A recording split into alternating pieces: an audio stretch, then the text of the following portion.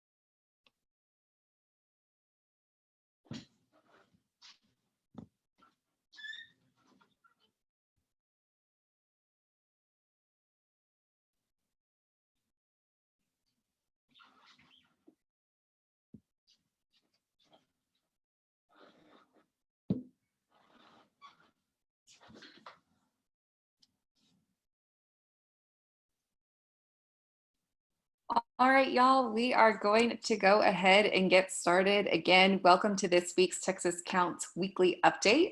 We are on the week of May 4th. And as you know, I am joined by Dr. Lila Valencia from the Texas Demographic Center. She'll run us through the self-response data in Texas. Genesis Sanchez from the NALEO Educational Fund will talk us through the operations and kind of give us an update, but also a refresher in terms of things happening in Texas. And then I am Katie Martin Lightfoot from the Center for Public Policy Priorities. This morning or afternoon, we are also joined by Hannah from the Austin Asian Complete Count Committee. They are doing some really exciting things in terms of outreach in Austin and making that pivot towards the digital organizing and outreach. And so really excited to hear from Hannah today. So welcome. And then I basically just went through the agenda, but as you know, we'll go through census updates, we'll look at the data, Hannah will share out about what they're doing in Austin, and then I'll wrap things up, and then of course save lots of time at the end for questions. As always, please feel free to use the chat box if you have any questions, but you can also use the Q&A function as well, and we will go ahead and get started. So Genesis, passing it up to you. Thank you, Katie, and thank you everyone for joining us. I wanted to use this week, since there's not any big news to share, to kind of review the timeline of census operations as they are today. So once we send out these slides, if you click through, this is the updated timeline is linked here. But let's just get into it. So self-response phase is now from March 12th through October 31st. So just as a reminder, even after the Bureau has sent out reminders, etc., people can continue to self-respond and similarly through the non-response follow-up. So group quarters, those who have opted into e-response and paper enumeration, that timeline is now from April 2nd to September 3rd. In-person group quarters enumeration is from July 1st to September 3rd. And then field offices should be at peak operations on June 1st. So what this means is that hopefully most of the Census Bureau field employees are kind of back in the field, offices are running again, people are back to hiring. Update leave, the process where Bureau enumerator goes to an address, updates on their end the address to make sure it's still the same as theirs, and then leaves basically an internet choice packet, so say a packet that includes information on how to respond to the census, will be from June 13th through July 9th. So one thing we have, I know this has been a little confusing for all of us here, but the Bureau has asked us that if you do have an update leave population in your area, that you have them hold off until they get that packet, because otherwise they may have to do it again. Update leave impacts a lot of reservations, border towns, a lot of rural areas. So it's likely, as we've seen, right, that you're likely in one area where there's some kind of update leave operation. Update enumerate is the process of the enumerator going to the door, updating the address, and enumerating the household in real time. Update enumerate is mostly in Alaska and in Maine. So that process will happen from June 14th through July 29th. And then non-response follow-up, NRFU, starts on August 11th to October 31st. There are a few operations that still need a little bit more review and coordination. So that's service-based enumeration. This is going to impact our homeless population, and so we'll keep an eye on this, but we don't exactly have a date yet. And then also update leave Puerto Rico. So Puerto Rico, as I think I've mentioned on these calls before, is mostly counted through update leave, and there isn't a new date yet. So again, keeping an eye on this part as well. And then the 5th mailing is going out, has been going out for the past week or so. And then May 9th is the last day of this mailing. So I wanted to highlight these dates and kind of put them in front of us because I know it's been a little hard for me to conceptualize as well. I was so used to having, you know, I had all these dates memorized and then COVID happened. And so I want to share them to highlight kind of that you're going to see a big gap in between reminders and operations. And so we kind of do have to figure out, you know, is this a moment where we take a break, or how do we keep the momentum and continue to have people respond, right? I'm sure it'll be the latter for all of us, but just know that you have some kind of time as you're sharing information about the census, and this is what it kind of looks like. Next slide, please. And then with that, I wanted to share some resources and tools that we've created and that others have created as well. So we created a Hágase Contar Salina toolkit. Again, it's linked here. We have these 2 images. We were just talking about, you know, how this is, you know, we're in Texas, we're in Salina's, you know, home state. And so feel free to download these, use them however you'd like. These are for everybody's use. The toolkit includes, you know, Twitter scripts already pre-made, so you don't have to do a lot of the work. So feel free to use those as well. Next slide. And then, although Dia del Niño was last week, we created a really robust toolkit. So if you want to have or go back to this toolkit, feel free to do so. It's linked here as well. One of the things I wanted to highlight is that we created a lot of, or Count Out Kids created a lot of this content. One thing that you'll see, so for those who don't speak Spanish, it says, incluye a los niños y bebés en el censo, include all your babies and kids in the census. One of the research tested messages that work really well is to remind people to include their babies and their kids. A lot of times people hear kids and they think, well, you must be talking about school-age children only. So I really like these graphics because I think that they hit the message really well. And so I just wanted to highlight the toolkit in case you work with a large, you know, population that has very young children and babies, and you want to continue doing outreach through this. All of that, again, is free and accessible and already pre-made. Next slide. And then we have the Statistics in School Toolkit. So when I look at this a few days ago, the Bureau had published this recently, but it looks like they just kind of combined a lot of the previous material that they already had into just one neater website. So again, linked here. I just wanted to highlight that there is a book that you can download and print for your kids, or you can work with the school district or what have you to get some of these materials into children's hands. And then there's also kind of these one-off fun facts. The one that was most relevant was the Mother's Day one from May 10th. And so feel free to, again, use these in your outreach, however you'd like. I just wanted to make sure we were providing some of the toolkits that are already available, so you don't have to commit to making anything, because we know that also takes up a lot of time and effort. And so with that, I'm done. I'm gonna go ahead and answer some of I think there was just a question about, yes, I think if you're on Facebook Live, it's a little harder for us to check the chat, but again, feel free to jump in with any questions. I think that's it for me, so I'll give it back to Katie. Awesome. Thank you so much, Genesis. And now I will pass it off to Dr. Lila Valencia, and she is going to walk us through the self-response rate data in Texas. Hello, everyone. Thanks for joining us. Happy May the 4th. If we could go to the next slide. Hey, Katie, do you mind? Yeah, thank you. So these are the usual links of the materials that I'll be referring to when I discuss the self-response data. So you have a few resources available here for you: the Census Bureau self-response map, the CUNY hard to count map, and then the Census Bureau's Tableau dashboard.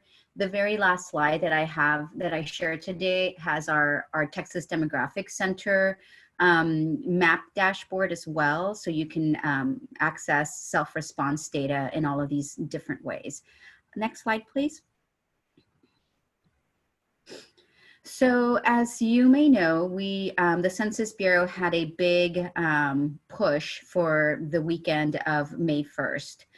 They really wanted to, make a point that we were 1 month out from decennial Census Day, and really try to get people energized and motivated to respond to the census.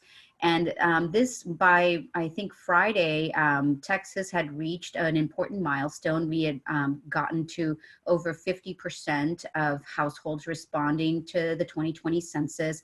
I think it was about 50.3 that day on Friday. Through the weekend, we closed out the weekend at 51%.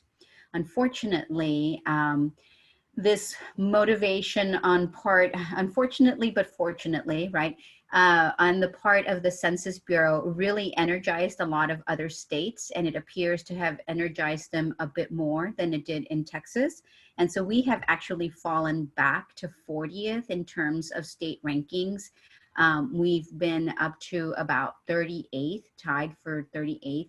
And now we're back down to 40th. North Carolina, South Carolina, Arkansas, they are all doing better than we are. And some of the places that are in North Carolina, like in particular, they increased their response rate over this weekend by nearly 2 percentage points or something. And the average increase for the state of Texas this weekend was about 0.6 percentage points. So we didn't go up as much. We didn't move up as much as other states, but we have reached an important milestone. And I think that's something worth celebrating. We are well underway in counting households in Texas. So we've got about 6.6 million households in Texas counted to date. Next slide, please.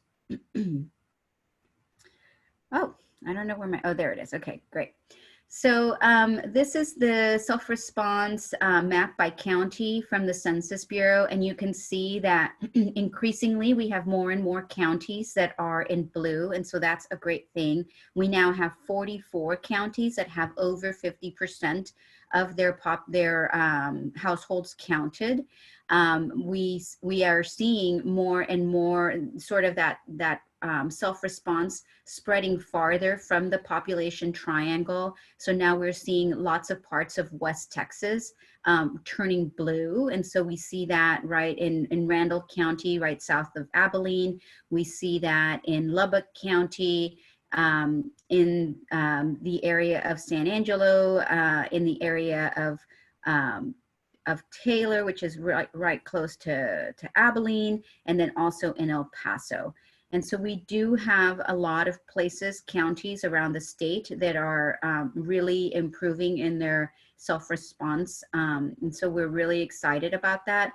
But there's a lot of work to be done, and not all of it is related to update leave. There are a lot of the parts of the state that are in that darker brown are that update leave universe that Genesis was referring to.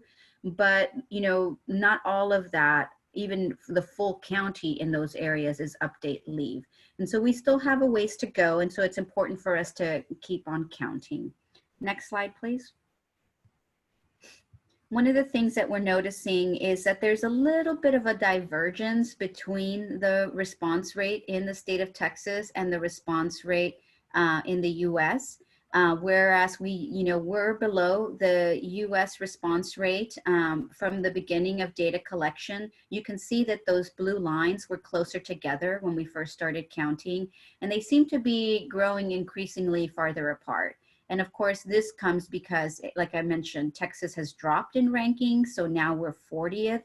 So we are counting fewer shares of our households and smaller shares of our households than other places in the US. And so if we continue to perform at that rate, then those lines will continue to sort of grow, the gap between them will grow wider and wider. I do want to celebrate the fact that this weekend was important. May 1st and May 2nd, we saw some increases. We typically see some major drop-offs on Saturdays and Sundays, and we did have a little bit of a boost during this digital effort to really celebrate the 1 month out from decennial count. It didn't do enough to change our averages. Our post-census day average is still 0.5, even with that small boost that we had this weekend. And so we really do just want to get even more creative and find ways that are most relevant to Texans to really motivate them to get out the count. Next slide, please. And this, of course, is the dashboard where you can go through and you can see all of the different the rankings by county, the rankings by cities. Most of our big cities are now over that 50% mark. Harris County reached that 50% mark this weekend. And so that's really exciting, because if we can get those large counties over that 50% mark, then we're hitting a larger, more densely populated area, right? Than if we're hitting 50% in a smaller county. So that was really exciting to see too. Next slide, please. And then this, of course, is our dashboard that we've created. Please feel free to explore it, send us feedback, let us know if there's a way in which you are trying to use this tool that is not very helpful to you. The link is at the top left corner. And that's all the information I've prepared for today, Katie, unless there's any questions. Thank you so much, Lila. And as a reminder, we will always share out the slides and the links to the presentation after today's webinar. And with that information, please feel free to share it far and wide. We want to make sure that folks are getting this material in their hands. And I think right now we don't have any specific questions to self-response. So thanks, Lila. Sure.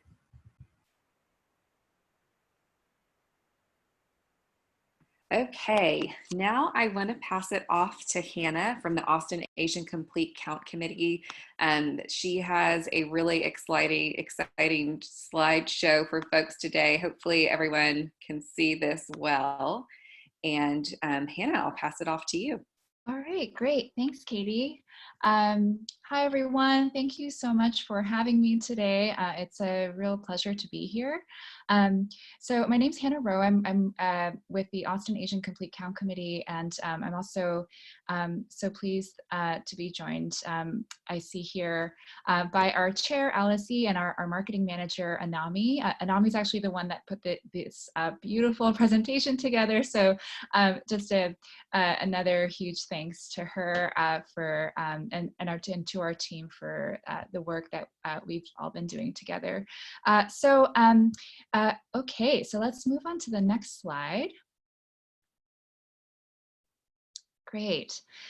So I just wanted to give an overview of the overarching strategies that the AACCC, or the Austin Asian Complete Count Committee, has taken.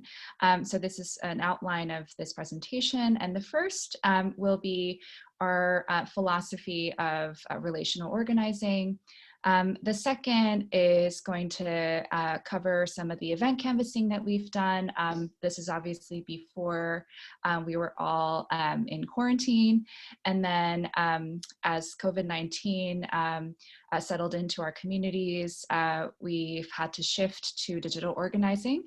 And then I also want to share, some of the more traditional media that the work and the press that we have done. So next slide, please. So the most overarching strategy or philosophy behind our strategy is relational organizing. I'm sure you're all very well aware of this, but I thought it would be good, even as we all prepared for this presentation, to think about what is the principle that's really driving our work. And relational organizing is the process of harnessing personal relationships and networks to build community and affect change. So as a Complete Count committee, we've been doing just that. We've been harnessing our relationships with our locally elected officials and with our local Asian American Pacific Islander community leaders, so that we can build a vast multi-ethnic, interfaith, and linguistically diverse community in Greater Austin. So it's from building and sustaining this community that we can mobilize all of our networks to become more active in civic participation. So next slide, please. So this happened, relational organizing happened in largely 4 steps. The first was to create a steering committee. This happened in July of 2019. And then eventually we had a staff of both full-time and part-time staff members. And then we also took the strategy of dispersing small grants to our local AAPI organizations so that we can have more formalized partnerships with them. And then finally, we are in the process of onboarding our volunteers. Next slide. So this is our wonderful steering committee. Alice is actually on the call today. She's our chair. Sumit, Ashwin, Victoria, Suchi, Nick Chu, Judge Nick Chu, Aaron from Congressman Lloyd Doggett's office.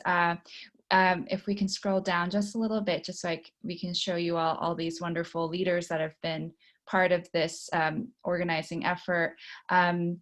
Quinn An is from Representative Israel's office, Sabeda Gomez Chu, Darlene Jolsna, and Fang Fang is our partnership specialist from the Census Bureau. So these leaders have launched this effort all the way back in July 2019.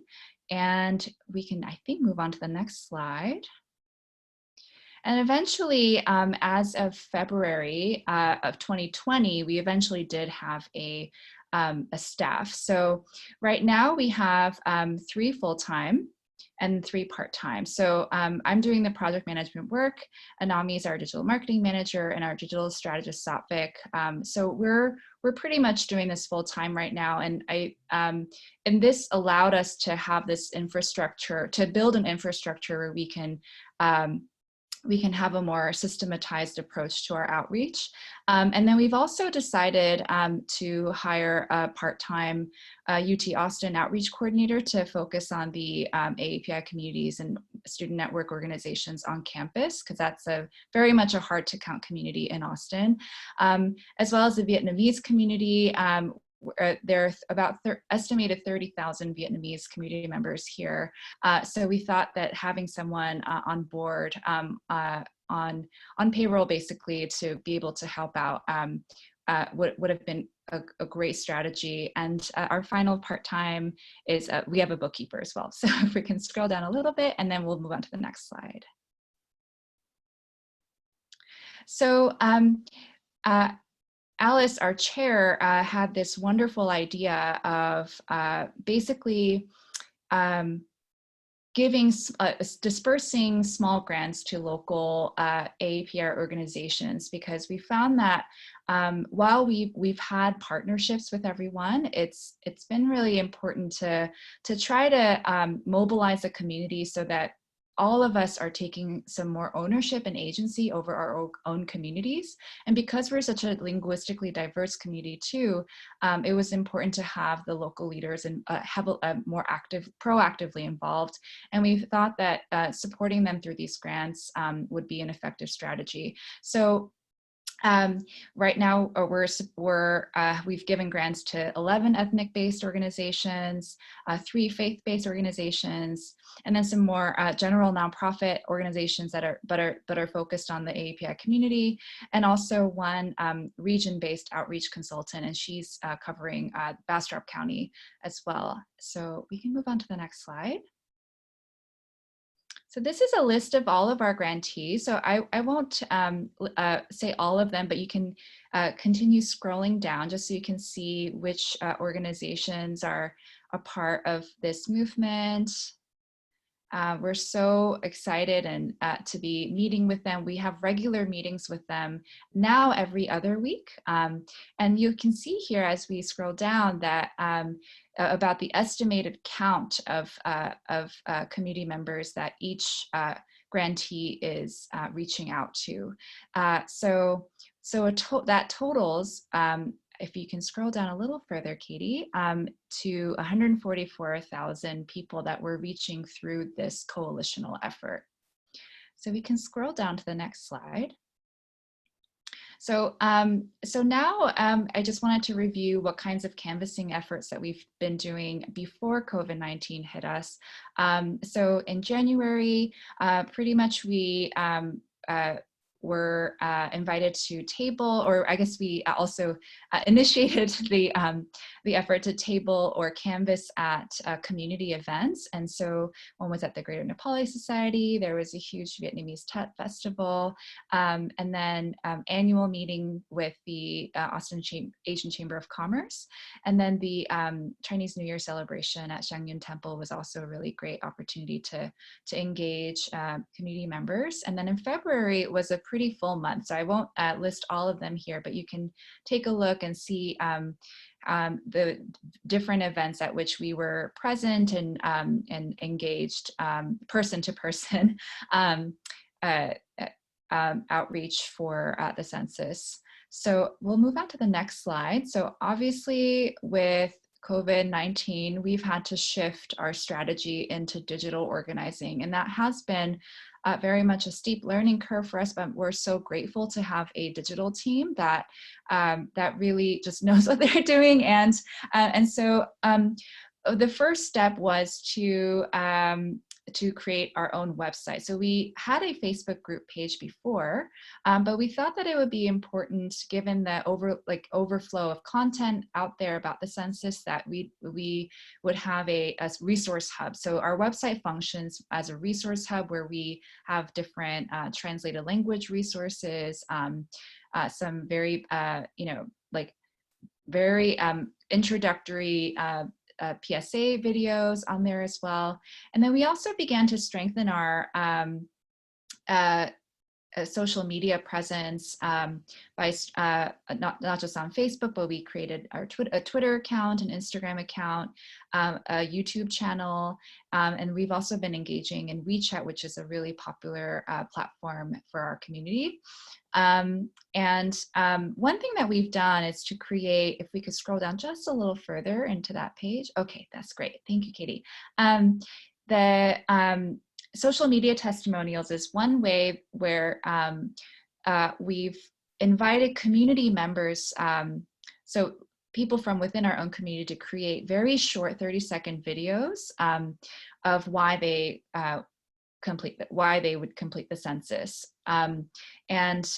We've run them as Facebook ads, but we've also been posting them on our social media channels. And each video would end with a bumper, a page that would then directly, that you could click to link to the census the 2020 census page.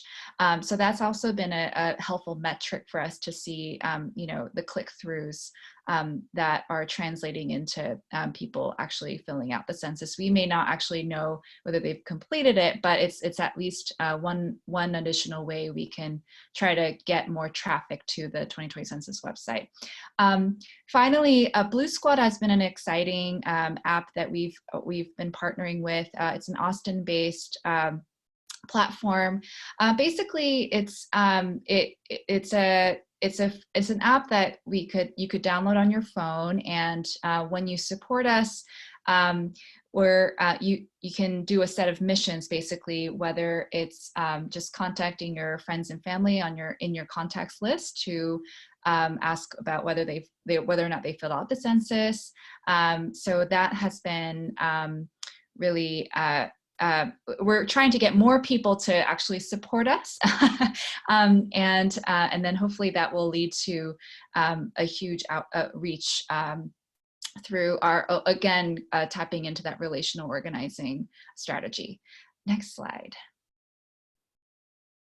Okay, so continuing on with digital organizing, another important sort of low-hanging fruit that we could tap into was to create a more systematic email campaign. So we send our partners email templates with census messaging in them, and then they can easily forward that onto their mailing list or post it in their next newsletter. So this is just so that we can also save them some work on their end,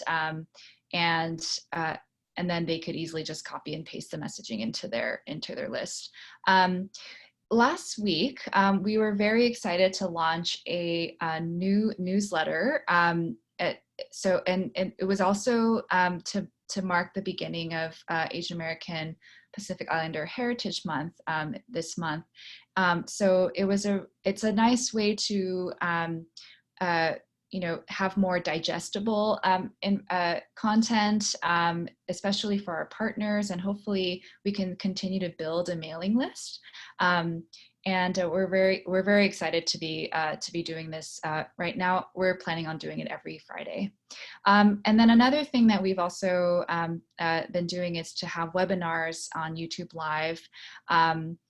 The most recent ones have been on April 1st and 15th, but this week on Wednesday, on May 6th, we're really excited to have it thematized around Asian American Pacific Islander Heritage Month. And we're excited to have 3 AAPI local leaders, some elected officials who can talk a little bit more about our history and why it's so important to participate in civic engagement. Another partnership that we've been exploring is actually with a company called El Toro, which provides retroactive IP targeting. I won't go too much into it, but the idea is that because now we're all stuck at home, this is a way to trace like where people have been in the past. So for example, if you're a student at UT, so at one point, like in January, you were on the UT campus and you were served an ad there, this company is able to then provide ads onto that device that was at that particular address at a certain time. It's a little bit scary to think about how high tech it is, but it can be very effective, and we're hoping to drive more traffic to the 2020 census website this way.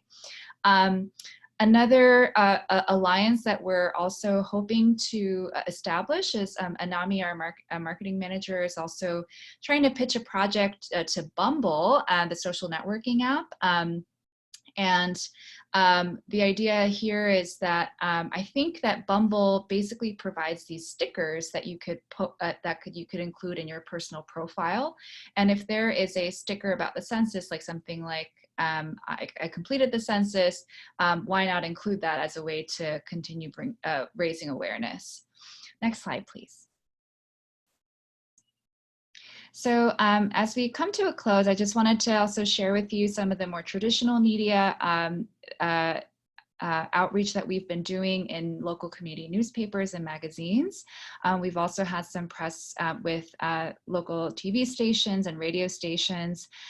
So in the final slide, if we could move on to the next slide, is all the coverage that we've been getting. We're really excited that the New York Times covered, especially Alice's work in why the hustling that we've all been doing to encourage our own community to fill out the census. Our leaders have been writing op-eds in the Statesman and then in the Texas Daily at UT. So I think if we can scroll further down, that's some of the coverage we've been getting. And that, I think, is all I have for y'all. Thank you for having us. And please let us know if you have any questions. Thank you so much, Hannah. Okay, hopefully y'all can see the PowerPoint slide again. But thank you so much, Justine. There's lots of positive feedback. Alice is just letting us know how proud she is of the AACCC team. Jay Edwards is really impressed with the work that y'all are doing. And then I'm not sure, Genesis, if we have a question in the box for Hannah. I think it's a self-response question, actually, and I can take that if you'd like. That would be great. Yeah, it says, is online response the fastest way for families to be counted and increase rate percentage? Is it automatic or a waiting time for input information to be counted? And so not only is the online response the quickest way, it's also the most accurate way, the easiest way. We've heard of some wait times for phone, which have been getting better with the Census Bureau, but definitely the easiest way is the online response. Also, in terms of, I'm not sure if you meant in terms of fastest, where we could see that increase in the response rates, but if that's the case, then yes. So the Census Bureau updates their census response rate data daily at 3 p.m. Eastern Standard Time. And so every day we are monitoring that self-response rate data, and people who will answer online, it's definitely reflected in that much faster than for someone who's responding by phone or by mail, because there is some additional processing that they have to do for that. But yeah, I'm not sure if that answers the question fully. Thank you, Lila. And if there is any follow-up questions, comments, concerns, again, please feel free to pop those into the chat box or the Q&A box as well. And then again, a big thank you to Hannah and the Austin Asian Complete Count Committee. We can see that they are doing lots of really great, thoughtful work, and we're hoping to continue to kind of watch what they're doing and sharing out the great outreach work that they're doing as well. And then just an FYI, Delilah Garcia from the Census Bureau shared online response is best and fastest. If they use the code, it is the most accurate. And she is a census media specialist. And so I think that's a little bit of a follow-up to the question that Lila just answered. Okay, so we are on the home stretch for our presentation today. I don't know if there are any Star Wars fans on the call today, but today is May 4th, which is Star Wars Day. I actually haven't seen any content out there, but I'm hoping that the count is with all of you today. Baby Yoda does as well. And I wanted to share out a couple of things that are coming down the pipeline in regards to Texas counts. First, we had some of y'all join us last week for our faith, health, and education sector calls. I just wanted to let my nonprofit friends, our CBO friends as well, share out that we will be having our CBO nonprofit call this Wednesday. Oops, sorry, wrong date on that. I put today's date. I believe that will be May 6th at 4 p.m. So if you are interested in joining us, there's the link to RSVP. Also make sure you get that in the follow-up email as well. And then our next round of meetings will be next month. And so if you are interested, or sorry, at the end of this month, so if you're interested in hopping on board, just shoot me an email at martin@cppp.org. I had quite a few of you email me last week to get involved in these conversations. So again, if you're interested in connecting with folks in your sector, please let me know. And then, of course, you all know because you are on the call right now, but we are continuing on with our Texas Counts weekly update calls on Monday. Again, as a reminder, we will send out the recording and slides via email to folks on the call, and we also share those in our Texas Counts weekly newsletter as well. And so please continue to join us. We love getting to connect with you each week, and then share it out with friends as well. And then I want to pass it over to my colleague, Robin, who is going to share out a little bit about our Pivoting to Digital Organizing series. So Robin, you should be able to talk, hopefully. Great, I think I'm live now. Can everybody hear me? Yes. Great. The Pivoting to Digital series has been just terrific. And I don't blush at all to share that because my partner, Aaron, has hosted most of them. So I'm very comfortable bragging about Aaron. But if you've attended any of these, you know how personable and person-based these trainings are. So this is not, if you've never joined, let me just tell you right now, this is not a dry, theoretical exercise of how to use something. It's personal, it's very interactive, and it's spontaneous in that you as the participant can bring a question, a case study, a problem, a solution, whatever you have, and actually we adapt in the midst of the webinar to address the question you're bringing or the situation you're bringing. And so there's a discovery element for all of us in these. They're not so scripted. They're much more dependent upon who's in the audience that day and who's participating. And it's a very safe place to try stuff out and to ask questions.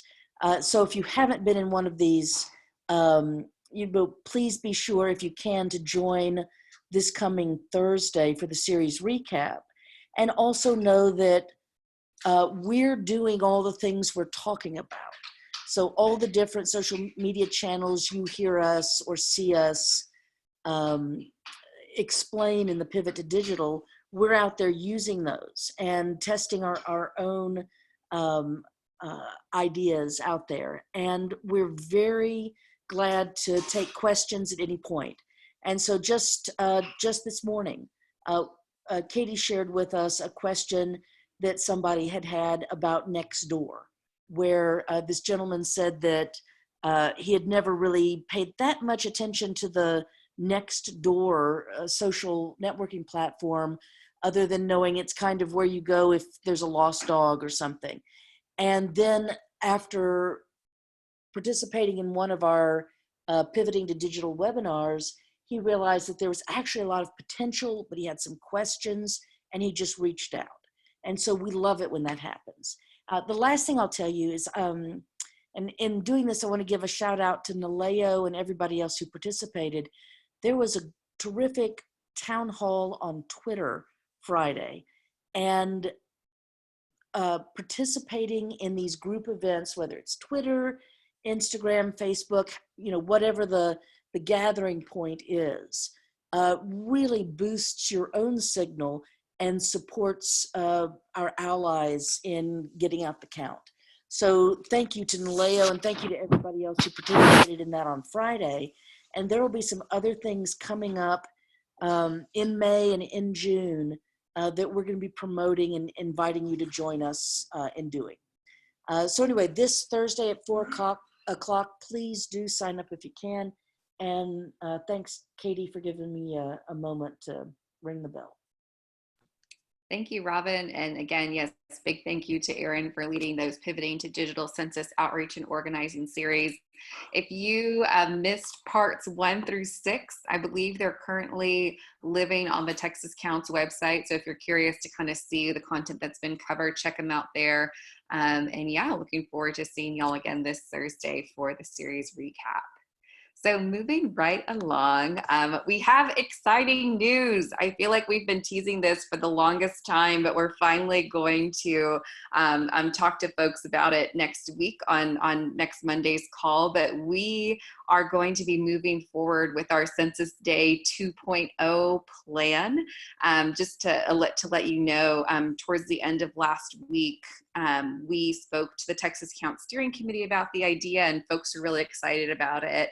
And so this week we are putting a little bit more planning into place, and then looking forward to sharing it out with folks next Monday. But please keep early June marked on your calendars for a Texas-wide census event, and we're hoping that everyone on this call and folks that aren't currently on this call will be able to really help us get out the count in Texas during that time. So looking forward to sharing that really exciting news with you. So stay tuned. And then we, again, wrapping up our webinar for today. I always like to keep these slides in the back just in case we have any newcomers who are trying to figure out how to pivot their strategy. And then, of course, you can respond to the 2020 census online, over the phone, or paper copy as well. And then hopefully everyone who was going to be receiving those paper copies in the mail, they've come. I know Genesis covered a little bit of the operations in the beginning. And now for the last 14 or so minutes, we are going to field any questions that you might have. So anything census related, please feel free to pop them in the chat box or in the Q&A box as well. And a question from Sarah is, are there any updates on hiring for the census?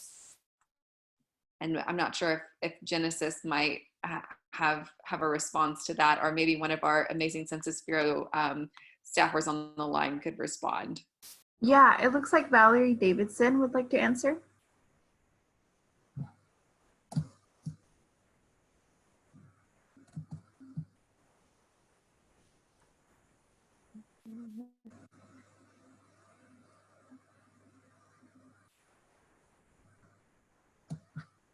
I'm not sure if she's still on. Oh, sorry, Genesis, that's me. Oh, right. Okay. So do you want me just to answer? Yeah, so what we understand about hiring for the census is that it's still kind of ongoing. And so again, referring back to the June 1st date is when we anticipate the census will kind of be back at their peak of operation. I know the only really strong update that I can give on this end is that they're trying to kind of hurry through some of the previous, I guess, like, what would I call them? Like, not issues that they had with hiring, but things like, they're not going to be fingerprinting, for example, simply because that's not an appropriate thing to do during this time. But as soon as we hear more, we'll definitely let everybody know. I also want to share that the Bureau will be kind of sharing more frequent updates on Fridays. And so today we're getting updates kind of last minute, but hopefully next week we can have more answers on this as well. Yeah, Genesis, I'd like to add just a little bit. I know that the Census Bureau, did you hear Fridays? Because I heard that they're going to be having press releases on Mondays, and because they're going to be sort of phasing out their field operations, letting states know when they're going to be in the different states.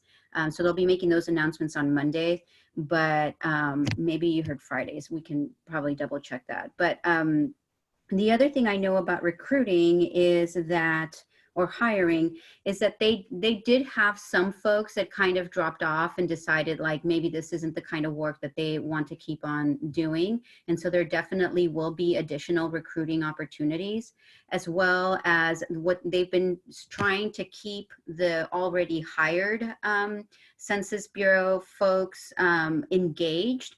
And they will be doing refresher trainings with them soon before they start, the field operations. So I do know that those things are underway. And I see also that Charlene McBride with the Census Bureau has responded also that recruiting has begun, and a big push will start within a couple of weeks. Calls are being made on those who are still interested, and social media have already started. Thank you, Dr. Valencia. Delilah also adds, we are actively hiring right now. Please continue to remind all to apply. If they have applied in the past, they need to check their accounts/profiles to ensure that they are active. So definitely continue if you have the means to share information about census jobs. It sounds like the Bureau is definitely still hiring, and so continue to spread the word. Again, the census jobs are pay really well, and I'm sure that they will continue to offer some flexibility. I also know that they will not be required, for example, an update leave. They'll just be leaving packets, updating by looking at the address and then leaving a packet. So there won't be much interaction, if at all, with a person inside of a household. So if people are afraid of having to talk to people one-on-one, maybe reminding them of, that they're going to be following social distancing rules and are going to be really careful when they go, and are going to be trained to kind of accommodate this new landscape as well. And then Maria asked if anyone has come across a flyer or video that expands on no ID, needed explanation. So I'm assuming this refers to non-response ID. Or the identification code that comes with the census mailings. The Bureau has a lot of one-pagers on this, so I think we could probably send those out with our with the slides and recording. I know that Katie has shared some of that stuff as well on one of her slides before too. Yes, so we'll make sure, Maria, in our follow-up email that we will include a flyer, because if you hop on the Census Bureau's website right now and look through their resources, there's a really simple one-pager that explains how folks can respond to the census without a code, but we'll make sure to include that for everybody on the call. And I'm seeing if we have any other lingering remaining questions. I'm not seeing any, so we'll give it another couple seconds or so, and then we will be closing out this week's weekly Texas Count Census Update. As always, thanks y'all for joining us and ensuring that every Texan is counted. We could not be doing this work without you, and we are so thankful that you are continuing your Get Out the Count efforts in your communities. And of course, a big thank you to Hannah and the Austin Asian Complete Count Committee for the amazing work they're doing. And they shared out a bunch of really great resources and ideas, and we'll make sure to include those in the follow-up email as well. And then another question we have, is there another model state that we need to examine for best practices regarding social media outreach, like New York? That is a really great question, and that's definitely some of the homework that we're doing this week when thinking about how to launch our Census Day 2.0 plans. So I would say short answer, yes, there's great work happening across the country in terms of that pivoting to social media, to the digital strategy, and that's something that we are monitoring as well and hoping to pick up on some best practices. So thanks for elevating that question. Anything else? Cool. Well, thanks y'all so much, and looking forward to sharing some really exciting news with you next week. Be safe, be well, and we'll talk to you next week. Thanks y'all.